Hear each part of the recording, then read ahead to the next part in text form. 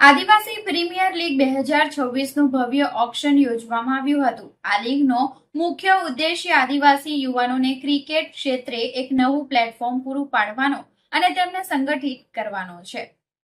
સામાજિક પરિપ્રેક્ષ્ય સાથે શરૂ થયેલા આ લીગ દ્વારા રમતગમત સાથે સમાજના વિકાસને પણ પ્રોત્સાહન આપવામાં આવશે।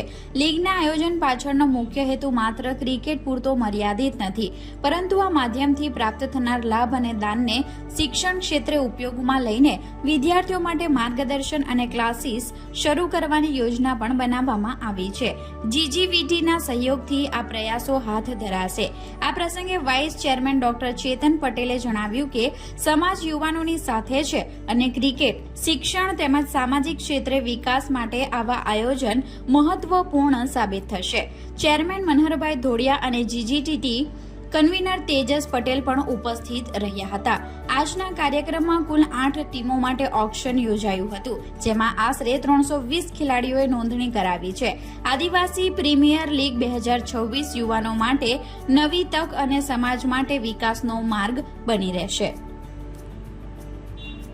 આદિવાસી પ્રીમિયર લીગ 2026 આજથી એક નવી શરૂઆત આદિવાસી ક્રિકેટના યુવાનો માટે। આ આદિવાસી પ્રીમિયર લીગ એક સામાજિક પરિપ્રેક્ષ્ય સાથે શરૂ કરવામાં આવી છે। એમાં આદિવાસી ક્રિકેટરોને એક નવું પ્લેટફોર્મ મળશે અને એ નવું પ્લેટફોર્મના સંદર્ભથી યુવાનોને સંગઠિત કરવાનો મુખ્ય પ્રયાસ છે। આ સંગઠનના માધ્યમ થકી આદિવાસી પ્રીમિયર લીગમાંથી આપણને જે બી કંઈક લાભ મળશે અથવા તો જે કંઈક દાન મળશે એના માધ્યમથી સામાજિક પરિપ્રેક્ષ્યના અને શિક્ષણના પરિપ્રેક્ષ્યને પૂર્ણ કરવા માટે આદિવાસી પ્રીમિયર લીગના દ્વારા જીજીવીટીના માધ્યમથી અમે અહીં શિક્ષણના ક્ષેત્રમાં વિદ્યાર્થીઓ કઈ રીતે આગળ વધી શકે એના માટેના ક્લાસીસ શરૂ કરવા માટે જઈ રહ્યા છે। અને હું વાઇસ ચેરમેન ડોક્ટર ચેતન પટેલ, મારી સાથે મનહરભાઈ ધોડિયા ચેરમેન આદિવાસી પ્રીમિયર લીગ અને તેજસ પટેલ જીજીવીટી કન્વીનર, આજે અમે સૌને સમાજને ક્રિકેટના માધ્યમથી અને આદિવાસીના પ્રીમિયર લીગના માધ્યમથી જણાવવા માંગીએ છીએ કે સમાજ આજના યુવાનોની સાથે ઊભો છે। અમે આપની સાથે ઊભા છીએ અને ક્રિકેટ હશે, શિક્ષણ હશે કે સમાજ હશે, દરેક જગ્યાએ અમે આવા માધ્યમથી અમે સામાજિક ક્ષેત્રમાં આગળ લઈ જઈશું।